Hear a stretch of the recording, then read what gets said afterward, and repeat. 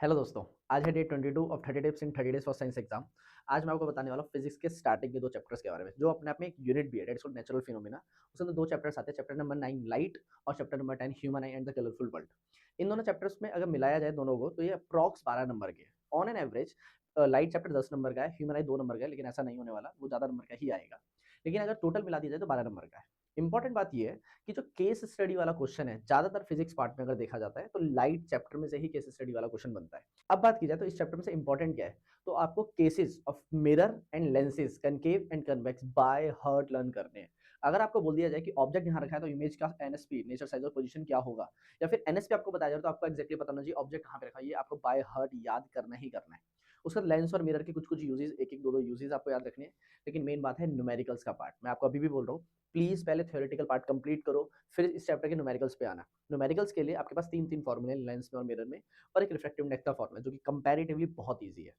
अगर आप इनको सॉल्व करने बैठोगे तो इस चैप्टर के न्यूमेरिकल्स बहुत ईजी है। दूसरी इंपॉर्टेंट बात, अगर इसके न्यूमेरिकल्स नहीं हो रहे हैं, अगेन प्लीज पहले थ्योरेटिकल पार्ट को कंप्लीट करो, और थ्योरेटिकल पार्ट के अंदर भी पहले केसेस को कंप्लीट करो। बनाना सीखना वो बात की बात है, पहले आपको केसेस एग्जैक्टली पता होने चाहिए, ऑब्जेक्ट कहाँ है तो उसका एनएसपी क्या है, और एनएसपी पता है तो उसका ऑब्जेक्ट कहाँ पे रखा हुआ है। दूसरी मेन बात, इस चैप्टर के अंदर इंपॉर्टेंट चीजें और जो आती है वो है रिफ्रैक्टिव इंडेक्स के ऊपर। रिफ्रैक्टिव इंडेक्स के ऊपर बहुत बार क्वेश्चन बन रहे हैं आजकल।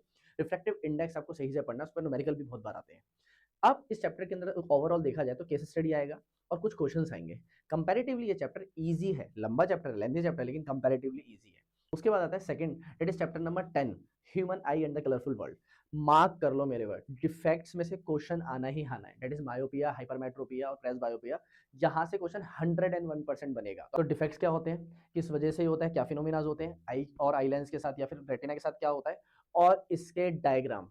अफेक्टेड और करेक्टेड दोनों आपको बाय हार्ट याद करने समझने हैं। इसका डिफेक्ट में से क्वेश्चन आएगा ही आएगा। इस चैप्टर से दूसरा जो क्वेश्चन बनता है वो या तो प्रिज्म से बनाएगा, या फिर एटमॉस्फेरिक जो अलग अलग फिनोमिना हो रहे थे उसमें से बनाएगा, दैट इज एटमॉस्फेरिक रिफ्लेक्शन में से। तो रेनबो हो गया, स्टार क्यों दूर दिखाई देता है ये हो गया, या फिर सनसेट और सनराइज वाला क्वेश्चन हो गया। यहाँ से एक क्वेश्चन बनेगा। तो प्रिज्म, डिफेक्ट्स और लास्ट में आता है नेचुरल फिनोमिना। इन तीन में से दो क्वेश्चन तो आने ही आने हैं, दो कॉन्सेप्ट वो पूछेगा ही पूछेगा। तो इस चैप्टर में से बाय हार्ट अगर आप लर्न करोगे, ये चैप्टर आपको पूरे पूरे मार्क्स देके जाएगा। एवरेज 2 नंबर का है, लेकिन ऑब्वियस सी बात 2 से ज़्यादा नंबर का ही आता है इस चैप्टर में से, तो ये आपको फ्री के नंबर देने वाला है। इसी तरीके से खत्म करते हुए जाओ। अब मैं आपको फिजिक्स के लास्ट कुछ चैप्टर्स के बारे में बताऊंगा और इंपॉर्टेंट चैप्टर्स की लिस्ट खत्म करेंगे। Bye bye.